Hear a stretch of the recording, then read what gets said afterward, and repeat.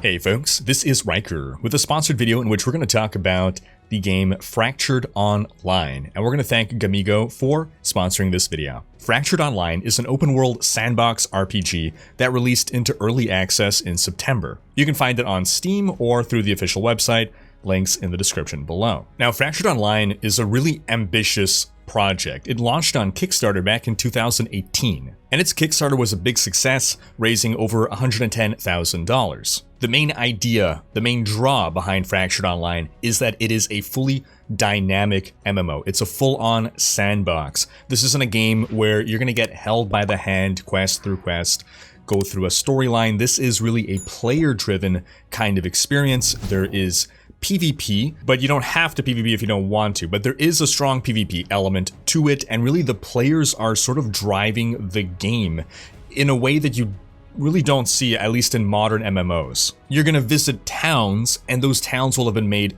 by players, not pre-established by the developers. On top of that, there's also survival elements built in. You have to manage your hunger, you have to manage your fatigue. Immersion and realism is a big part of the draw. So for people looking for that kind of older school, older style difficulty kind of game that doesn't hold you by the hand like most modern games do, plus is more about, again, the immersion and a player-run world, this appealed to a lot of people. So I remember the Kickstarter of this. I remember after the Kickstarter, people asking me about this, people being excited about this. This is a project that looked, again, really ambitious and really interesting. While it's not my typical kind of game, I like the ideas that it's trying to pull off, and particularly a player-run game where you, the player, the community, really shape what happens is always something very exciting to me. You don't see this happen very often. There's some other games, there's a couple games, really just literally a couple, that have done it successfully throughout history. So I've been interested to see how Fractured would pan out. Again, now it has launched into early access, and it's very early access. You don't have a fully completed product yet. It's still rough around the edges. They're probably still going to be doing some resets. But more than anything, this is a game to keep an eye on if you're interested in the ideas that it's trying to pull off. So for instance, if we're going to talk about these survival elements of the game, we can see here at the top right, there's a temperature. Right now, 20 Celsius. Depending on where you go in the world, those temperatures could change. And your armor, you can see here, has heat tolerance and cold tolerance. This isn't damage reduction versus elemental damage. This has to do with, well, you gotta wear the appropriate clothes or armor for the appropriate environment. You can see in the top left here, my hunger level as well as my energy level. Well, I've cooked myself some food here. You can see that some boar steak, which I made from boar meat, will restore 50% satiety. If I ate it raw, that'd only be 15%. And if we want to cook meat, we just got to go find a fireplace. I'm in a town right now. I don't know if you noticed that right here, but walking on roads, you actually move faster on roads. And then I slow down once I start moving off-road. But I'm moving back now towards the core of the city. We'll demonstrate resting to replenish your energy and cooking of the meat as you would, again, in a survival game. We're getting now to the town square, and one of these places should have, this is going to be the blacksmith, so, or no, it's not the blacksmith. This is where we register to be a member of the town. There's actually civics in this game. You can become a member of a settlement, and if you're accepted, then, well, you might benefit in certain ways depending on what the mayor decides. So you can see here, this is the town hall of Nova Luce. Salutations, citoyens, bienvenue à la cité. Welcome, citizen, to the city of Nova Luce. Well, they have the English translation there.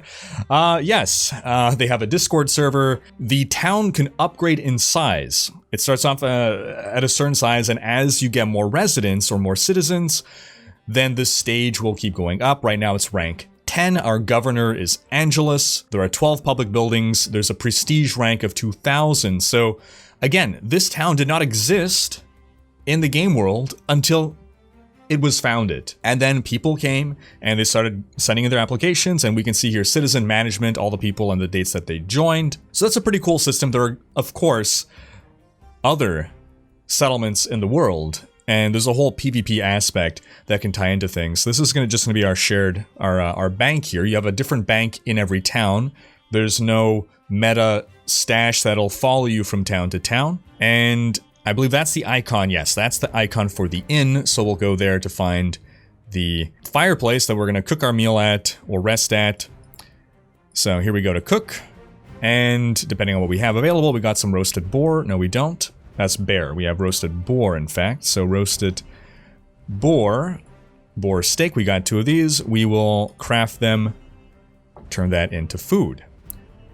Now, the other reason you'll find yourself wanting to go to fireplaces is to rest, not just to replenish your energy, but we'll demonstrate that right now, but also to respec, I suppose you can say. This game has a very unconventional and interesting level up system. There are no levels per se. You don't become level 2, 3, 4. You just gain ability points. You gain knowledge is what it is. I think that's the actual game term, knowledge. And using your knowledge points, you can then purchase different things, be they abilities or talents. So the talent tree here, I always love looking at talent trees. Give me a sexy talent tree, you got me interested. And so here, for instance, I've put 1 point into deadly for more crit chance. 1 into perception to gain +1 to my perception. Perception is going to help me with my ranged attacks. Deadly 2 for 10% crit damage. Another +1 perception with discerning. Ranger style. Attacks performed with bows and crossbows, I'm a ranger by the way, deal 4% extra damage and have 1.5% bonus chance to be crits. So you unlock more talent points, they cost increasing amounts of knowledge points, and you can choose to either buy talent points or buy abilities. Now these abilities are unlocked by playing the game, by encountering enemies that might use these abilities or otherwise drop these abilities. Again, this is all revolving around knowledge, so it's immersive in the sense that your character learns things by experiencing them. So you can see the lock here next to all the ones that I have found. I haven't learned them, but I have the ability to learn them. So there might be some skill that's really good for my build, but I can't just pick it. I gotta go out in the world and maybe find the type of mob that's gonna drop that specific kind of skill.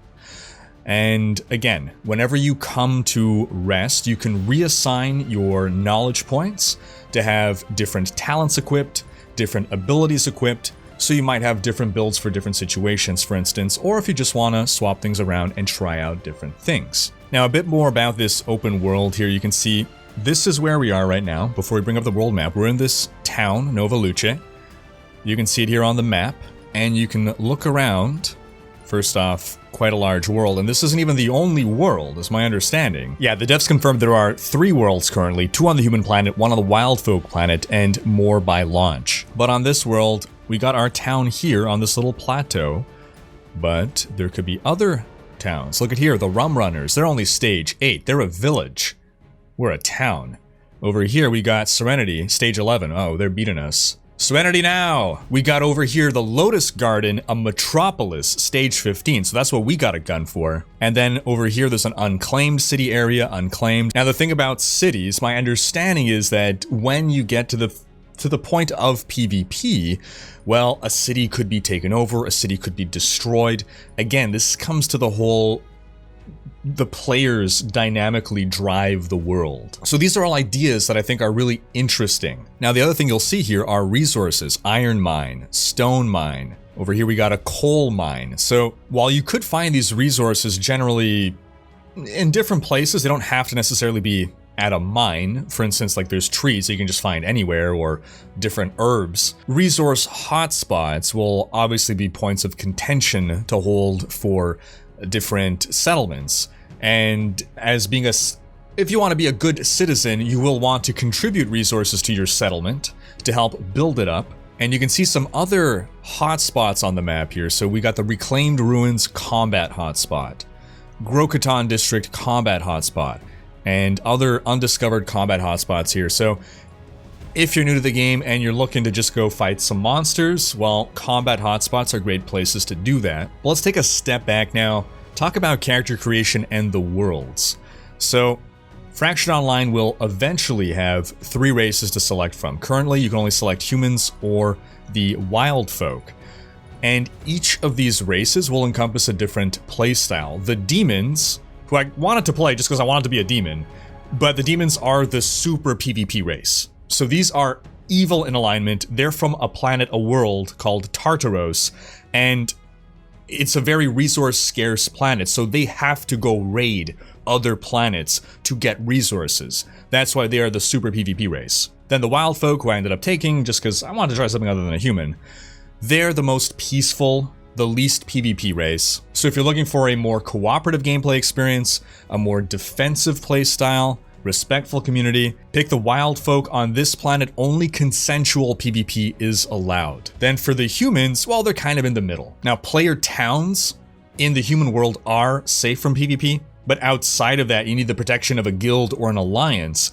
And so we get into this whole criminal justice system where you could become wanted, you could become a criminal and you'll be hunted by other players. Again, these are all ideas that are really cool. Other games in the past have had sort of wanted systems where you could become a fugitive and other players will hunt you down. I always thought those were really interesting ideas. If I'm going to play an MMO, I want to experience something that I cannot experience in a non-massively multiplayer game, and these are the ideas that go with it. Again, though, it's very ambitious. It's very difficult to pull this off. Once you select your race, you can customize your character, of course, and beyond that, then you get to select your background. This is just a starting point though. This isn't going to be a decision you're committing to. It's just going to be your starter gear basically. Then we move on to attribute selection. So your strength will affect your health and your carrying capacity. Your dexterity will affect your attack speed, your evasion, your ability to stealth, your lockpicking ability. Intelligence will affect your mana and your willpower.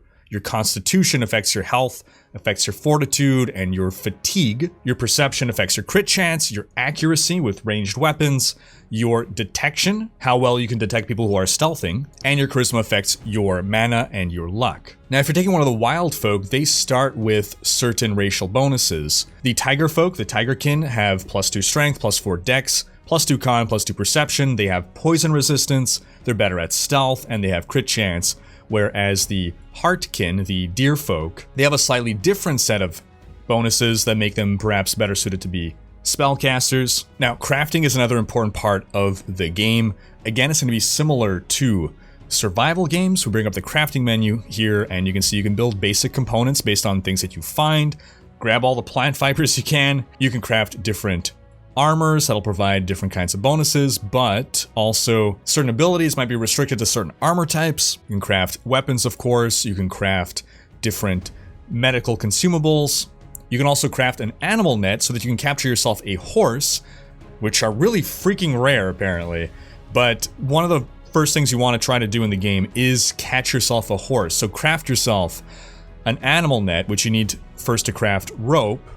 And to craft rope, you need plant fibers. Get yourself a net. Once you find that horse, you throw the net on the horse, you tame it. Horses, man. This is a big world, big distances to travel. A horse is going to vastly improve your ability to get from point A to point B. And if I can give some feedback to the devs, please make the horses more common. Everyone on my server was begging for a horse. Now that's the crafting, but there's also the building, which gets even more advanced. So building works in a way where you select a blueprint, you lay down that blueprint, and then you need to fill in the ingredients to complete that recipe. So if I want to make a campfire, I'm probably not gonna be able to do that in the middle of town, but I think we saw some blueprints a little bit out of town here. So you're gonna lay down the blueprint for the thing that you want in the position that you want it, and then it's gonna tell you, okay, you need X amount of stone, X amount of timber. So you're gonna go get those ingredients and fill them out. And you can also help other people in your city, for instance. So you can see here, when it is blue, it is a blueprint. This needs 3 wooden logs. Bring in 3 wooden logs and this will get constructed. You can see here they're trying to build a furnace, I believe, so it needs metal sheets, metal components, stone block. He's already added 8 stone blocks. This is gonna be a little bit more challenging to create. And I'm getting attacked here by a wild boar. So let's show our skills in action. I just activated my heal, which I didn't need to do. I'm going to do my W. That is my power shot. I'm going to throw my net to stop him from advancing. I'm going to empower myself with my R. I'm going to empower myself with my T to do double shots. And now I'm doing a lot more damage. I'm going to take my powered shot at him. That also gives a snare on him to stop him a bit. And, you know, if things had gone dicey, which they wouldn't have, but there are some enemies where it would have. Giant frogs, for instance, I would just press D and boom, I'm invisible because I'm a sneaky boy. So it took me a little while to find a build that I'm happy with here. It was actually getting this heal that was clutch. Before that, I was reliant on linen bandages. I was popping them constantly. At some point, I was fighting enemies that were giving a huge amount of bleed to me. So getting verdant regrowth breaks bleeds. This was a game changer for my build. Now, if you do check out this game, again, this game does not hold your hand. Let me eat some food before. There we go. It does not hold your hand. You're going to be plopped into this. You make your own fun. But to give you a bit of starting direction here, some of the first things you want to do, again, try to get a horse if you can. I think if you pick wild folk, getting a horse is super hard. I hear on the human server, horses are plentiful, however. So if you go on the human server, get a horse.